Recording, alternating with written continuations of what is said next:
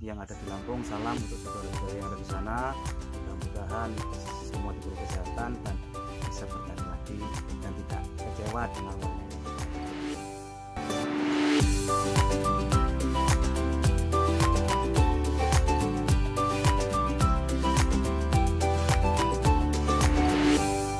Assalamualaikum warahmatullahi wabarakatuh. Selamat pagi kawan, jumpa lagi di JTR Plant Channel, tempatnya membahas semua tanaman hias, dari itu repotting, penanaman ataupun media tanam, bahkan juga beberapa yang berhubungan dengan tanaman hias kawan. Nanti kita akan bahas dan kita ulik semuanya seperti itu. Pagi ini saya sangat senang sekali karena saya ingin membantu salah satu teman dari Lampung, yaitu Mas Sugeng Pribadi. Terima kasih sudah mampir di channel JTR Plant. Beliau menanyakan, Mas, bagaimana atau minta reviewnya agar tanaman Paraiso Verde itu lebih bagus daunnya, karena punya di tempat saya itu kurang bagus seperti itu. Nah, nggak usah menunggu lama, kita pembahasan ya.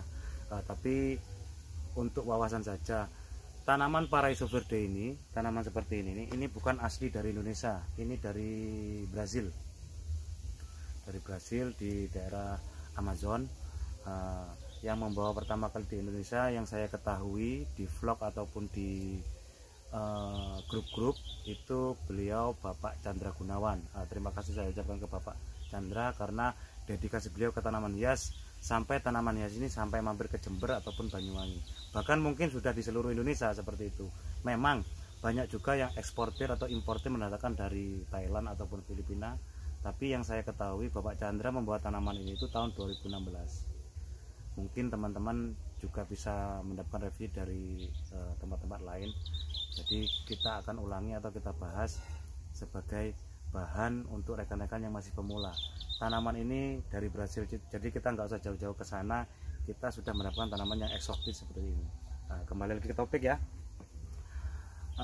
Untuk Mas Sugeng, datarannya itu rendah atau tinggi seperti itu untuk pembahasan satu.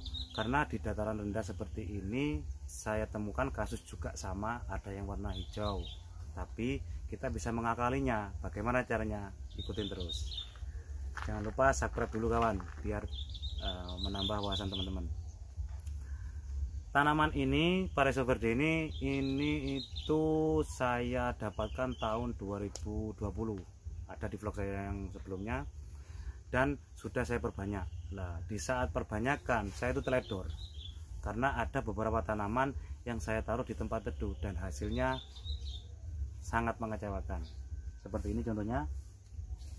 Jadi tanaman ini itu saya potong dengan daun bagus seperti ini, 1, 2, 3, dan keempatnya itu warnanya hijau. Karena apa? Teduh. Karena teduh, dan ciri-cirinya keteduhan, batangnya atau tangkainya itu terlalu panjang, jadi warnanya nggak keluar. Sebenarnya kalau kita ambil kesimpulan, kalau kita tarik garis besar, tanaman ini tuh butuh lebih ekstra matahari. Kenapa saya bilang seperti itu? Di saat saya pindahkan dan daun barunya alhamdulillah sudah berubah. Alhamdulillah sudah berubah kawan. Ini karena dataran saya rendah. Bagaimana yang di dataran tinggi?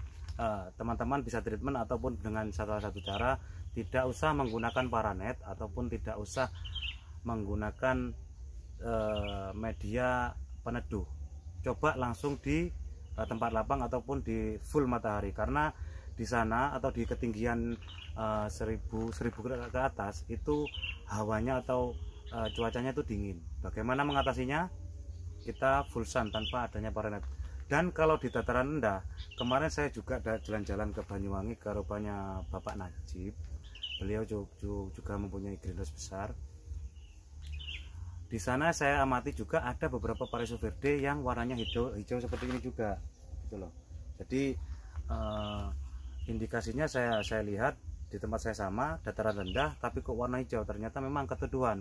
Punya Bapak Najib itu pakai double paranet dan warnanya hijau, kurang bagus. Di saat kita mendapatkan baru dengan perubahan tempat, teman-teman bisa lihat warnanya sangat berubah drastis dan sangat bagus.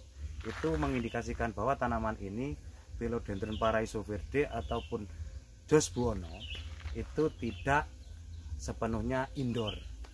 Karena kalau teman-teman menanamnya di indoor ataupun di dalam ruangan, warnanya akan aklimat atau kembali ke hijau.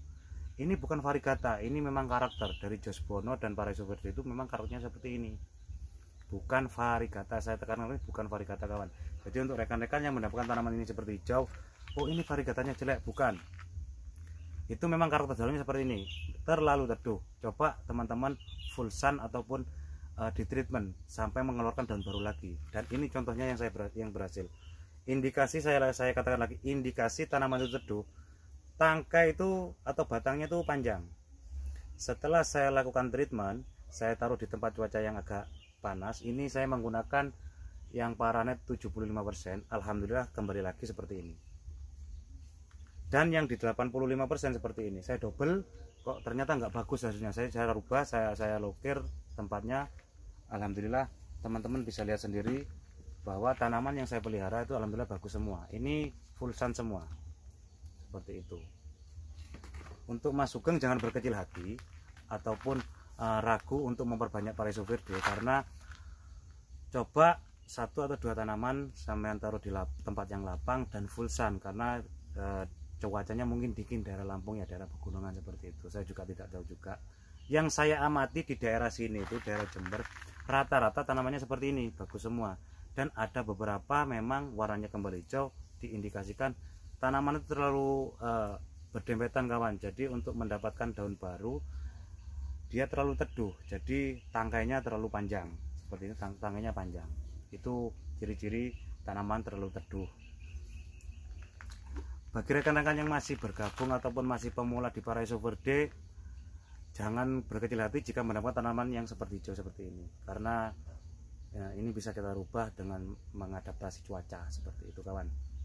Untuk medianya, kalau media tanaman Paraiso Verde itu bebas menurut saya, karena beliau itu bukan varigata ataupun bukan tanaman yang tidak membutuhkan nitrogen terlalu kecil. Ini saya menggunakan medianya tanah. Teman-teman bisa lihat ini tanah, saya campur kompos juga. Dan yang ini saya menggunakan cacahan pakis, sekam bakar, sekam mentah, dan moss. Hasilnya sama, nggak ada perbedaan. Jadi rekan-rekan jangan selalu mengindikasikan tanaman itu dengan media tanam yang ekstrim. Nggak semuanya. Memang kalau untuk 1-2 tanaman kita itu mengotak-atik ingin mendapatkan tanaman yang bagus. Tapi di saat kita mengotak-atik ataupun memindahkan media tanam satu dengan yang lainnya, tanaman ini akan stres kawan.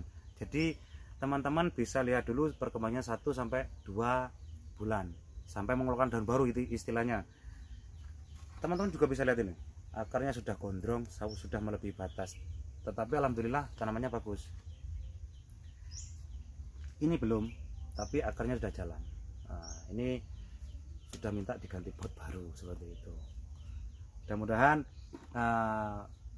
review singkat ini ataupun wawasan ini bisa menambah pengetahuan untuk Mas Sugeng yang ada di Lampung. Salam untuk saudara-saudara yang ada di sana. Mudah-mudahan semua diberi kesehatan dan bisa bertani lagi dan tidak kecewa dengan warnanya yang hijau seperti itu. Sekiranya cukup kawan. Mudah-mudahan banyak lagi respon dari teman-teman yang lain agar bisa membangun channel seperti ini. Assalamualaikum warahmatullahi wabarakatuh.